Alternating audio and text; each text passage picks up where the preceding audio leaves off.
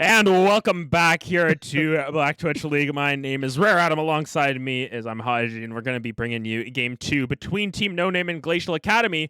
Glacial Academy got off to a raucous start, to say the least, in Game 1, taking that one down with ease, and we'll have to see how this works out in Game number 2 here. And what do we need to see out of Team No Name this time around? Well, I've seen some people say that Team No Name should run it back with draft. I disagree. I think that their mid lane was definitely an oddity of a pick, and I think Ornn is just a little rough to play into Shen. I personally, for a ban here, I would love to see. I'm glad that they banned out the Shen. And I think that they can definitely go still with the Viego focus pretty decently early on. I definitely think the Ziggs is first pickable still, especially because of that flex potential. So it's gonna be interesting to see what they focus with this first pick. GA breaking my heart by taking away Tarek still, as along with the Amumu. Jarvan is currently up too. Jarvan See it. is up and available, still a flex pick, and the Volibear are going to be taken away, so Team No Name have the option to take, and they're going to take Set Nevermind. I'm not going to lie to you. I'm not a big fan. I think that Set, as a champion, as an archetype, is pretty counterable. He is a very simple champion. He is very honest with what he wants to do. He wants to run at you, and he wants to dunk someone on top of your team, and then just hit you with a 4,000k or a 4k W. And if you draft around that, such as not picking a Jarvan, then your life's pretty easy. But if you pick a Jarvan, your life might become a little bit hard. Yeah, so Jarvan going to get picked up here by Glacial Academy. They want to have potentially that flex potential, but also have one of the best junglers in the meta right now. We've seen a lot of Jarvan across. Well, we haven't seen any pro games on this patch, but I will put a decent amount on. Jarvan is going to get picked up a lot here, but Fiora Hover, if that gets it's locked in, that is so spicy into the set. Oh God, I love it. So here's the thing. Set's a beautiful champion. He gets to just right click you and then press Q sometimes, and that's really it, right? Fiora takes a little bit more skill. So to win this matchup, it's going to be a little bit harder as well, because Set is just going to kind of try to just turn off his brain and trade with you long term. So I want, this is kind of in what I see it as. This is kind of Telo Ramojo. I can't say it like you do, unfortunately. Throwing down the gauntlets and saying that I'm just gonna be a better top than you. It's just gonna be a top diff. Yeah, I love the Lulu though. Ooh, yeah, Lulu. And I don't like the Kai'Sa, but it's I think taking Kai'Sa is a little harder here. It's a little weird taking such a short range champion, especially into a Lulu Ophelio set. I don't think it's the right pick here. There's a conceivable situation. We see a Jarvan Kai'Sa bot lane though, and maybe they can get something off. Like level 1 or level 2, like a spicy level 2 engage on this bot lane. But my eyes are all towards this top lane currently. That's what I'm looking for. Yeah, I'm really curious to see what this Set into Fiora matchup gives for us, because Fiora is a very exciting champion to cast for. She just kind of dashes everywhere. She can be very strong in terms of 1v1 potential and side lane potential. I mean, if you've ever played Fiora in Earth, she does the business to those towers. She can just dash everywhere. Yeah. But looking at the bans coming through, we've got Viego and Sylas once again. Or the Sylas once again benched by Glacial Academy, but the Viego taken away from John Yim. Whereas on the flip side, they're taking away some of that engage potential away so that Lulu has a safer lane. Blitzcrank, question mark? Yeah, it's interesting seeing this Sylas go get down again. There's not going to be a revolution this series, possibly. So it's gonna be pretty interesting. I'm really curious as to why they are so. Oh, that's why. That's why they're taking away the Silas. Oh, geez. Okay, Seraphine. It kind of adds a wrinkle. It's a little strange how Glacial or sorry, Glacial Academy is running their comp so far. They're very short ranged with their real damage dealers with the real carries of Fiora and Kaisa. And the Seraphine could be going mid or support still, so I like the flexibility of it. But I feel like it doesn't mesh as well with the rest of their team so far. And the Yin Yao to really continue trying to punish those lower range of Glacial Academy. Yeah, is Zin gonna be Sorry, the Shin Zhao. I mean, yes, Shin Zhao gonna be the option here into the Jarvan, at least for the time being. Could be Jarvan mid. You never know. I mean, fully talented Jarvan mid is really fun to play. But regardless, the Ryze gonna get picked up Ooh, blind here, and this Seraphine could still technically be flexed into the mid lane. How does I, Seraphine I do into Ryze here? I like Seraphine into Rise pretty much. You're not really gonna get killed 1 through 6, right? Because Rise's big damage boost is at 6. Not a lot of people realize, but that Rise gets a lot of damage from his ultimate. There's a passive that makes all of his EQs do a bunch more damage. Yeah, you can't say Um, the other word you're gonna say there.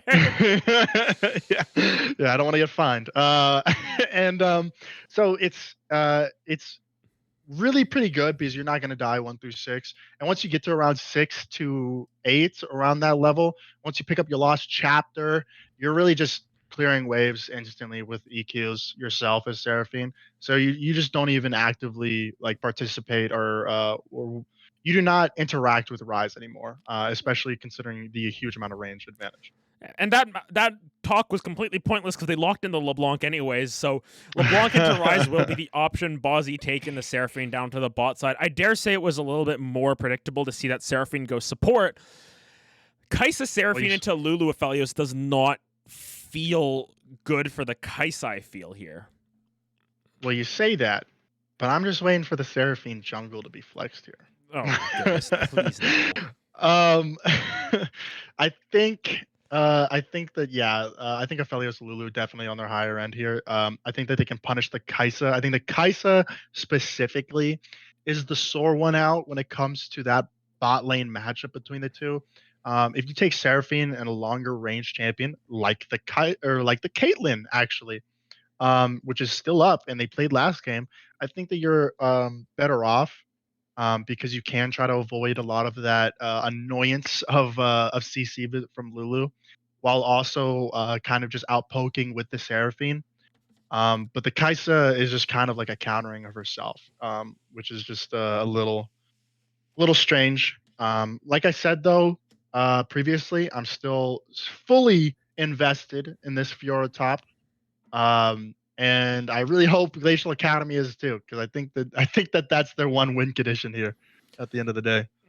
And with that Fiora top in mind, we got to take a look at how this top side matchup is going to work when we bring the junglers into it, especially around that level 3. We see a lot of sort of engages around that top side of the map.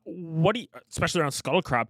What do you think? Who do you think actually wins out in that level 3 skirmish up on the top side between the Set Xin Zhao and the Fiora Jarvan? As much as I was talking about Fiora's win condition level, I still think Set and Xin Zhao still win out the 2v2 between them and Fiora Jarvan. I don't think Fiora is going to be able to come online until around level 9, 10, 11 when she's able to get her first item or two. Unless this Fiora just pops off, I think that she's going to be a little bit harder to play, which makes the set Xin Zhao really just win out, especially because I don't think that Jarvan will be able to keep up with the Xin Zhao when it comes to actually damaging. Um, I really think that at the end of the day, I definitely like Team No Name's draft this game a lot more than Glacial Academies and a bunch more than their last game. They're able to punish the low range of Glacial Academy this game. The only real person that Glacial Academy can really try to rely on as the game goes on is going to be this Fiora, mostly in the side lane.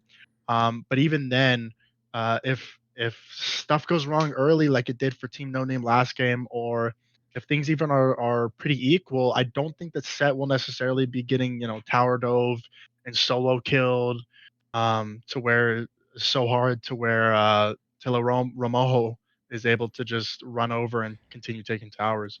But I could be proven wrong. He did have a very good game one, so I'm very interested to see how he plays out this game too. Um, I always love to see more unique picks like the Fiora. And I do think Fiora is in a pretty good, strong state at the moment. So it's going to be very, very fun to watch, I think.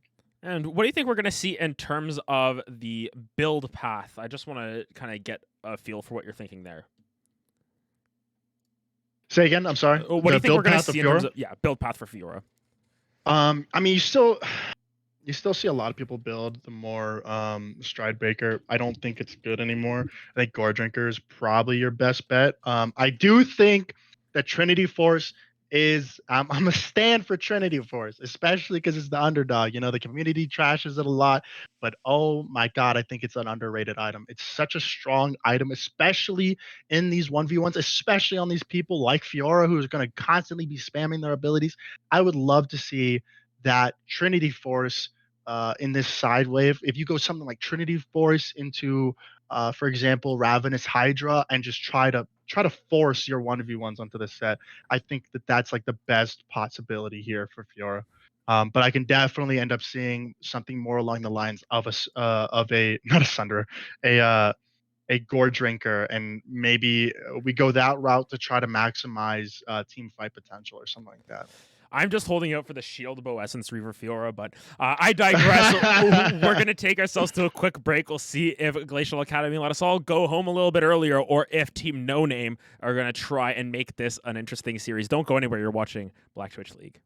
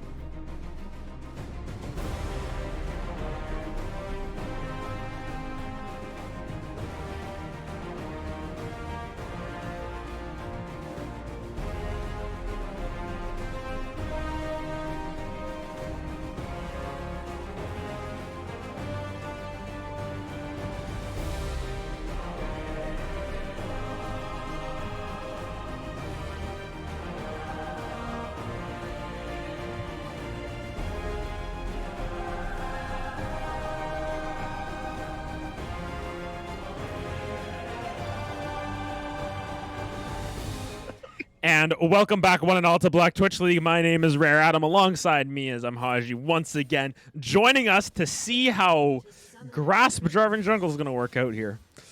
Yeah, it's me. I'm Haji. Yeah, that's you. It is. Grasp Jarvan Jungle. What? You're a bigger Jarvan Jungle player than I am, so maybe you know some secret tech about it that I don't. You know, I go electrocute. I go dark heart. I go. You got a lot of things. I do a lot of things. I do a lot of things in jungle that definitely aren't normal. Anyone with predator lethality poppy jungle want to talk about it, but regardless, we're hearing apparently the Nidhogg tech, where you go, you know, grasp, and for some reason you go stopwatch. I mean, stopwatches makes more sense, but we will see what RareAdamCasts has up there. I hear you about Nidhogg, but I'm more of a Nidpog fan myself. Oh my goodness. I'm really interested in seeing how this goes. The Grasp kind of told me that they might be looking for this level 3, as we were talking about, but not on the top side because the Jarvan is starting his top side. So it's not looking like they actually are looking for the level 3, as Jarvan is going to be pathing the opposite way of Jin. Sorry, Jin. Jarvan wants to pick up that red buff early, try and get those early ganks off, but we'll see what happens. Might just be going for the level 2 gank. This is my favorite thing to do on Jarvan. We get the directed cam down towards bot lane, but in the mid lane here, Elo Police are going to be knocked up here, going to get ignited, and that's the first blood going over to LeBlanc. Meanwhile, on the top side, Taylor and Moho going to take the solo kill, and Fiora has one lane. I mean, Fiora gets the kill up on that top side, but Jarvan does my favorite play. Red into mid, now going to go blue into bot maybe, but early leads once again for Glacial Academy. Oh god, that's such a rough start for TNN. 2 games in a row, man. It's so strange seeing this set be able to die that level 1. I feel absolutely almost certainly has a better level 1 purely because Set, especially if he goes that E level 1, doesn't have that full capability of fighting like a Fiora with her procs can. That's why you just don't take a fully extended trade like that. And that gank mid, you really just gotta flash those. You know, once you see that hit, that E, it's just time to flash. Like you're in a bad spot, just accept it, and move and go next. You know what I mean? Yeah, I gotta get out of there, but RareAdamCasts is gonna show up on this bot side of the map. The Flag and Drag gonna land on to Lulu. She's ignited. The shield is gonna keep her alive, but not for long enough because Bozzy's gonna pick that one up. Solius actually gonna get rooted up as well. RareAdamCasts flashing forward, and that's a double kill for Bozzy. This is a very similar scoreline to what we saw last game. 4-0 very early on for Glacial Academy. Oh boy, yeah, and I mean this is classic Jarvan. Right. Maybe it's just because I play with your Jarvan a lot, but I fully expect this kind of stuff coming from a Jarvan. So it's so strange to not see at least a ward possibly sitting up in that river waiting to catch him out. Or the same thing for the mid lane. If you're Ryze level 1, you're not gonna be able to get away from a Jarvan who's EQing you, right? So you gotta flash. You're gonna waste your flash. Same thing as bot lane. Solius was able to flash it, but support didn't.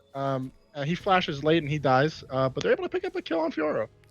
And up on the top side there, unfortunately, Telo Remojo did not have the riposte there, so going to be a kill going back over to the side of Team No Name. Going to be John Yim picking that up, and you know, we've seen John Yim do really well in terms of being able to find opportunistic kills. Had a lot of those in game 1 there on the Viego. Unfortunately, wasn't able to translate it to the later stages, but been able to find a little bit of an opening here and actually has the advantage over Jarvan thus far, despite the early presence we've seen out of RareAdamCasts. Yeah, he did really well to get that kill back and return some of the gold a little bit more to the side of Team No Name. I really would have liked to see him push that wave with Glory and Death, so Glory could have gotten a better back than he is getting right now. They could have even been able to just move over to this dragon and just guarantee that they pick up a free Ocean Soul, and he probably would have lost a lot because of how big the wave was top. But it's just a bit of a missed opportunity, and it might just be a free Ocean Dragon after a skirmish here for Glacial Academy. Yeah, Myriadical's here as well, but actually John Yim going to be the one to reply here. Heal coming out from Solius to try and stop this up, and now Myriadical's the one in trouble. Solius going to pick up that kill on the bot side. That's this person you don't want to give it to. Yellow Police is here as well, but John Yim might have overextended. Bozzy going to be going on a killing spree. That's going to be good for the Seraphine to pick up an early moonsault. She flashes away from the minions, and that's going to save her. Elo Police a little bit too aggressive, but King Annihilator number 26 going to come down here, going to try and find some sort of play. Doesn't realize he walked over a ward, so might be stalk and prey again, on this Vagar would say. Going to go aggressive, but just going to go back to lane there. Ends up being a 1-for-1 on the bot side, and this Seraphine's going to have a very early mythic coming through. Yeah, and I could definitely see Glacial Academy just take a free dragon here now that that Team No Name went ahead and backed, but it looks like they're just going to leave it be for now and go back to their regular scheduled pathing from this Jarvan. And it's looking like he's just hunting.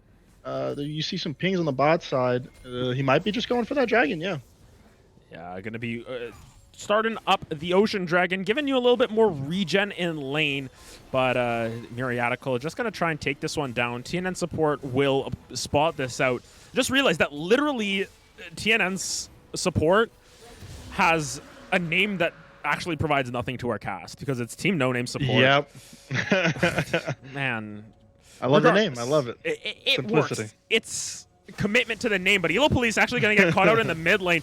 Does not have the Realm Warp available to be used. There's an early stopwatch coming through. That's why you take inspiration. But John Yim going to hand that one over to TNN support.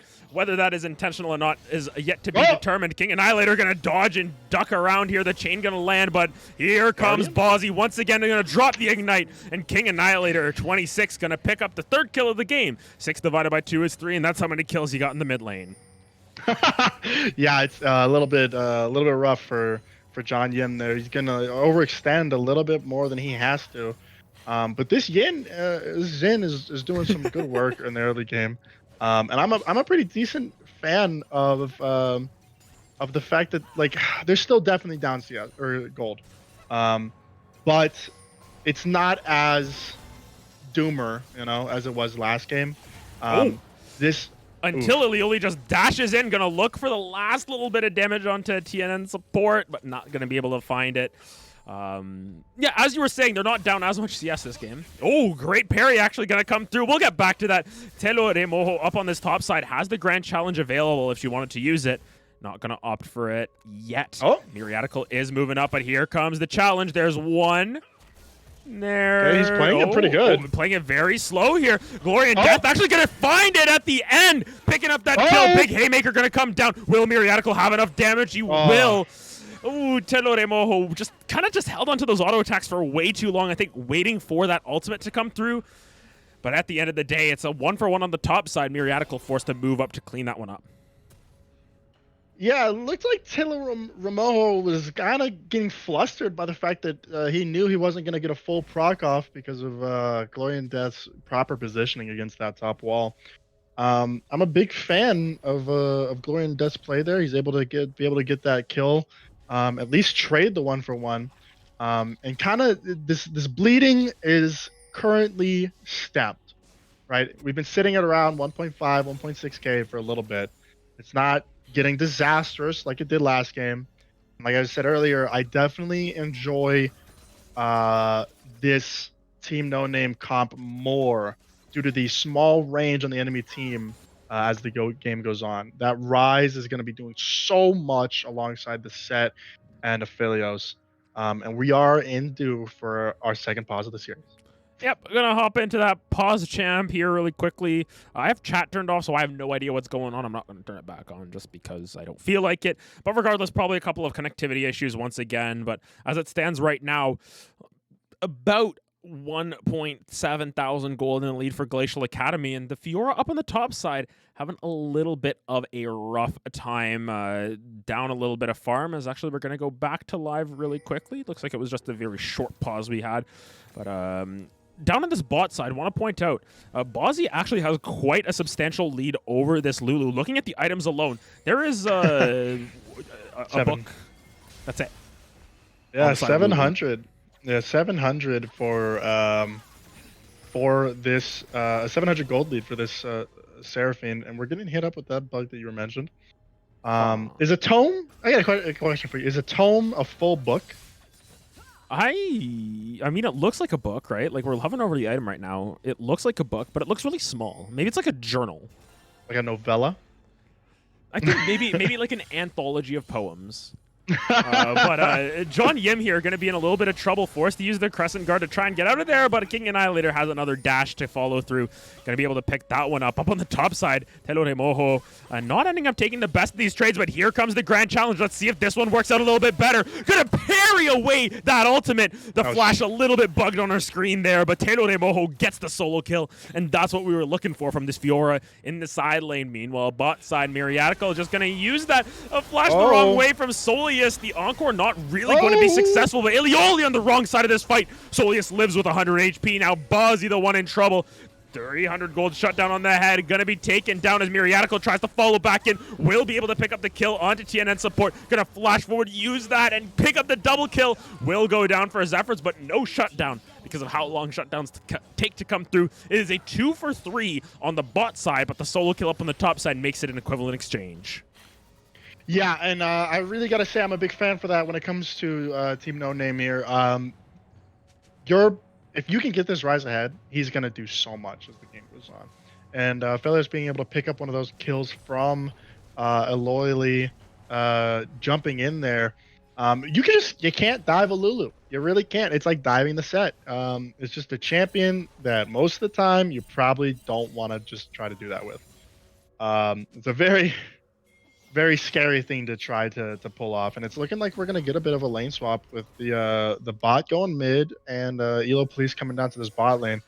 I really don't think Elo Police is gonna get punished too hard for this either. He should be able to just insta clear this stuff, and it looks like it's gonna look like Glacial Academy might just pick up a second Drake for free. And right although now, Yinya is down here. Yeah, John Yim is down here. I just want to point out, Kai's actually managed to get a 25 CS lead. Might be just part and parcel due to Miriatical constantly being in someone's lane. Ooh, flash over the wall from John Yim. Not going to be able to clean that up. And Seraphine picks up her 4th kill of the game. I'm a big fan of Seraphine. I hope she wins. She's so funny with her tweets, and she's always so angsty. Ha ha ha ha. I don't know the whole copy pasta by heart quite yet, but Elo Police going to be feeling the pains of that Seraphine route. Ilioli going to pick that one up, and just as you said, he wouldn't get punished. He gets punished. Yeah, I really think that as soon as that root went through, he really should have just primed his ult. He probably dies regardless because he just got caught unnecessarily there. He had really no reason to be standing up that far on the wave. Because Glacial Academy, they were just going to push that wave in regardless. He could have just stood at his tower and just taken it.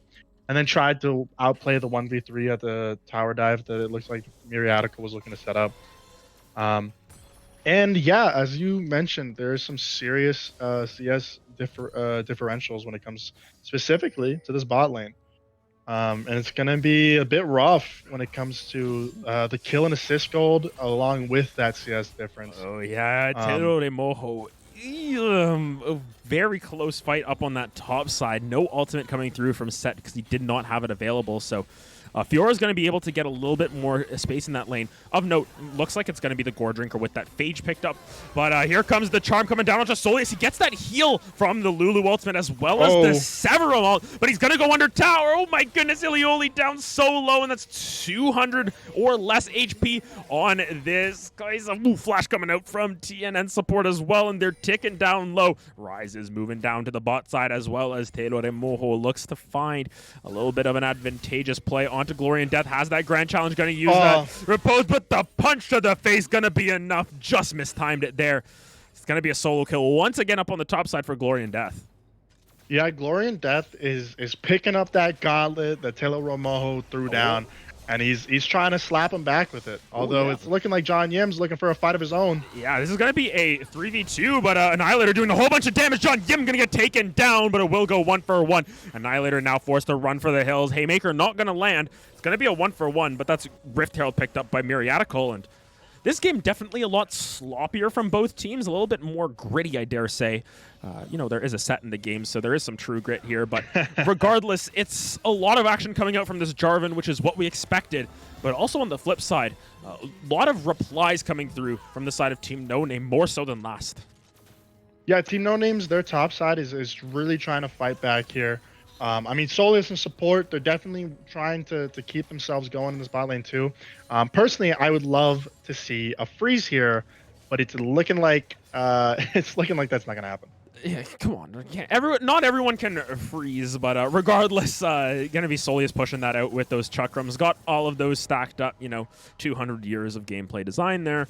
Regardless, as it stands right now, only shutdown in the game is on to King Annihilator there. 400 gold shutdown. Not doing as good in the CS department, but it is against the Rise, so, he has them pretty brain dead wave clear. But up on the top side here, we're still waiting for this Fiora to get that pop-off moment. Working towards their Gore Drinker, but just a little bit behind in gold.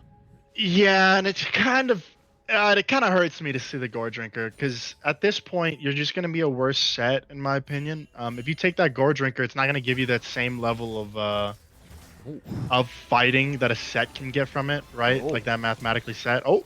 Yeah, in the mid lane, though, Ilioli in a little bit of trouble. Going to get knocked up and knocked around. Going to use that ultimate to get out of there. John Yim going to be rooted up. But from the side comes that Aphelios ultimate.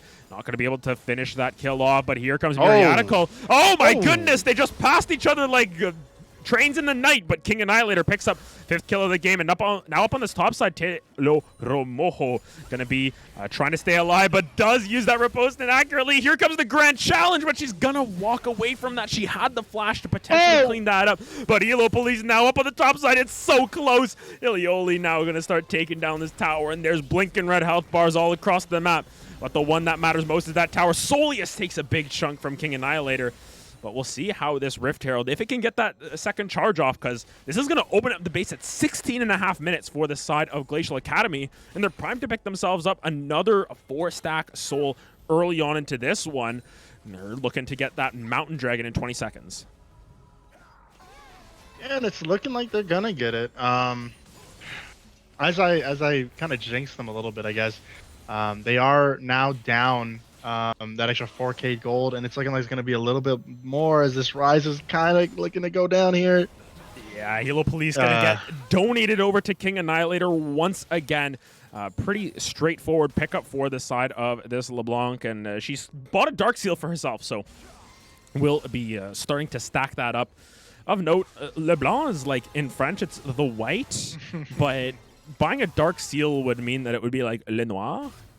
So you should go ahead and pass that up to Riot and have them see if they can make that change. I was not too impressed with the LeBlanc for the previous game. I didn't think it did a whole lot.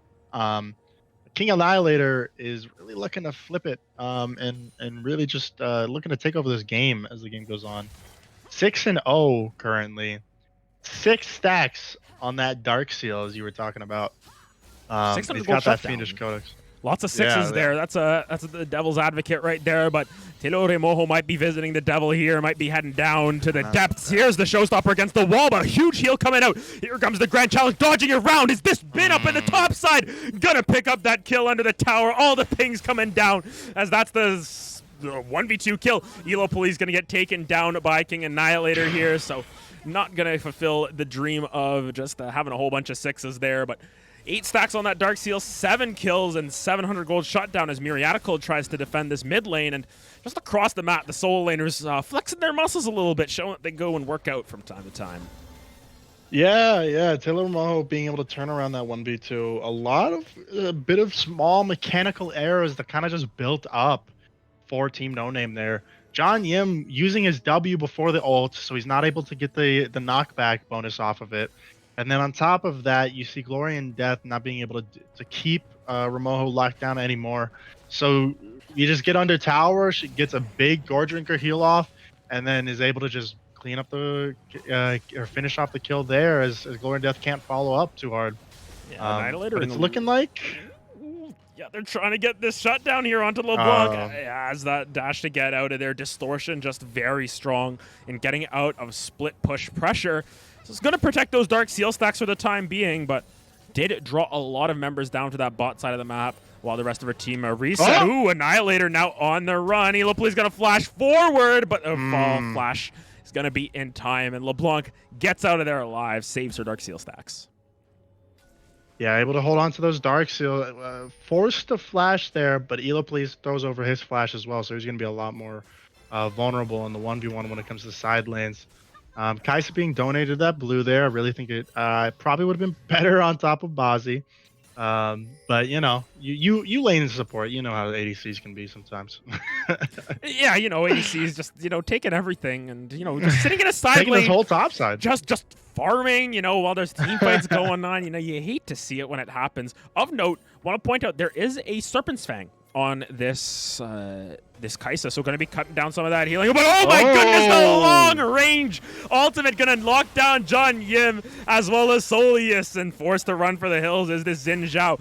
Taylor Moho going to go under that tower, going to have to be very careful though, but going to be able to tank up just enough for Glory and Death to be taken down, and the 5-man stack continues to march forward on this top side with Baron up and available. It is very early to pick that up, but they do have that option if they so desire.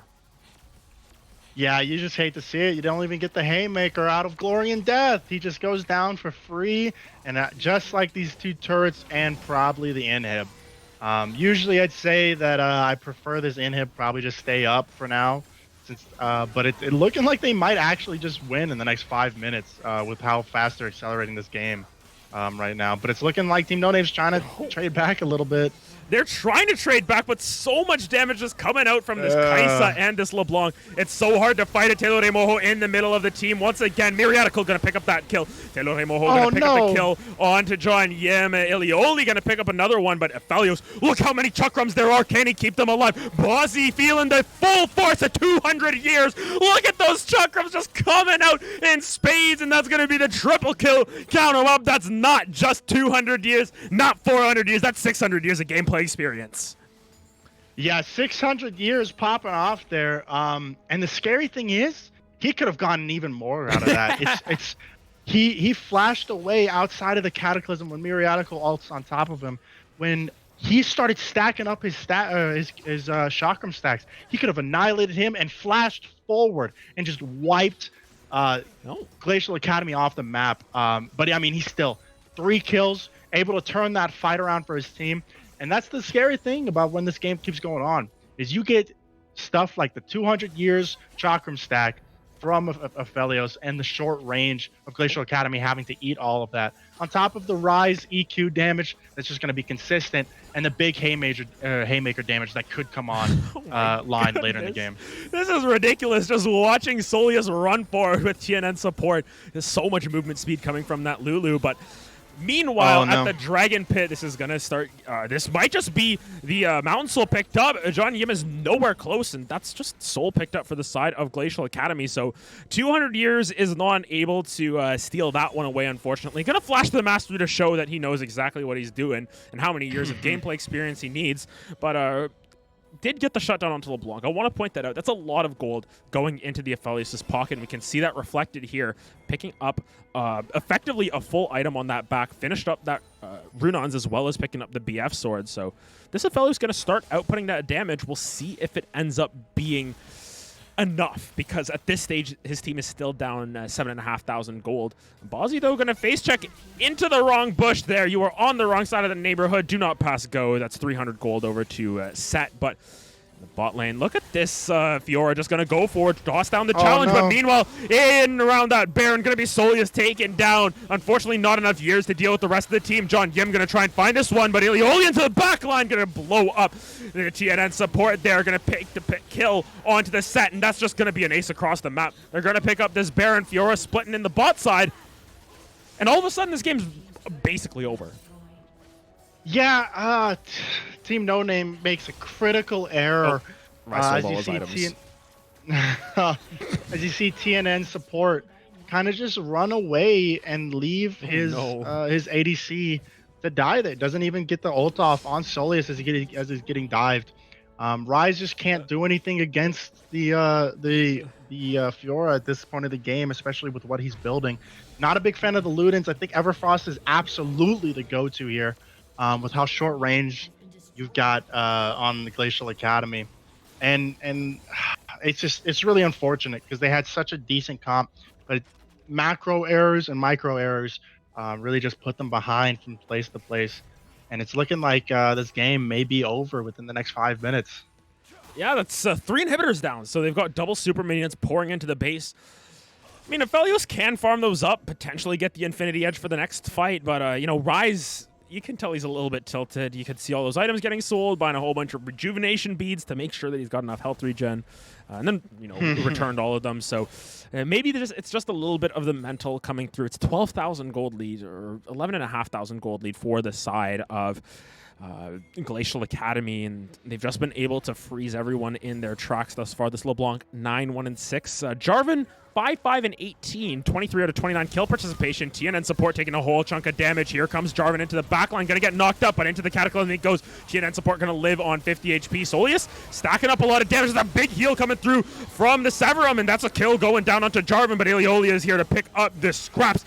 2 kills already for the side of Glacial Academy as they try and chase down. That's going to be another one for the Seraphine onto the Lulu. Ilioli going to be taken down by the tower, but I don't think it'll matter. Bozzy and King Annihilator are going to be the last ones to see the remnants of this base disappear. And that's going to be a quick 2-0 for the side of Glacial Academy. They're going to take down Team No Name in quick order. Well, of course, once they take down this Baron, Etoe de Moho also picked up a Hullbreaker. Not hunting alone. That's going to be the game of the series. Not hunting alone. Yeah, it's really unfortunate. I was hoping to see Team No Name bounce back this game, put a little bit more fight in the early game. They did.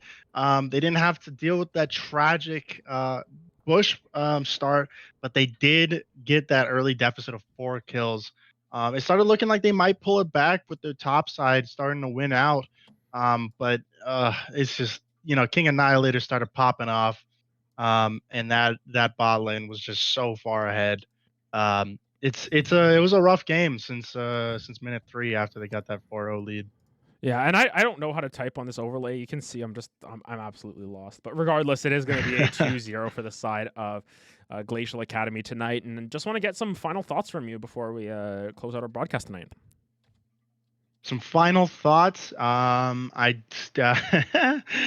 still don't think that the Gore Drinker was the proper build for Taylor Romo. Regardless of the win, we got multiple rejuve beads from Elo Police for his build. Especially if you see that end game build. I think the Everfrost would have been the better choice over that Ludens. Really, I think that the game difference just was the overall. I think that overall they still beat them out micro, but the macro is what really differentiated them. Differentiated Glacial Academy, I think. They went 8-0, I think, or no, sorry, 8-1. Do that one small slip up when they took the Baron instead of just taking Soul. But I mean, even then, they had complete dominance when it came to objectives. And whenever you have that early objective lead and you're able to just continue snowballing it, your life is always going to be a pretty nice one. Yeah, so it's that's going to wrap it up for us tonight on Black Twitch League. Just want to give a big shout out to all of the production staff of the league to make this happen and for giving us this opportunity. Also want to shout out my co-caster here tonight, Haji, for joining us on such short notice, but that's going to be it for our stream tonight. We're going to have some more action for you tomorrow. We're going to have a couple more new casters come through, but for Haji and myself, Rare Adam, I wish you all adieu. Have yourself a wonderful night. Stay hydrated, gamers, and be good people.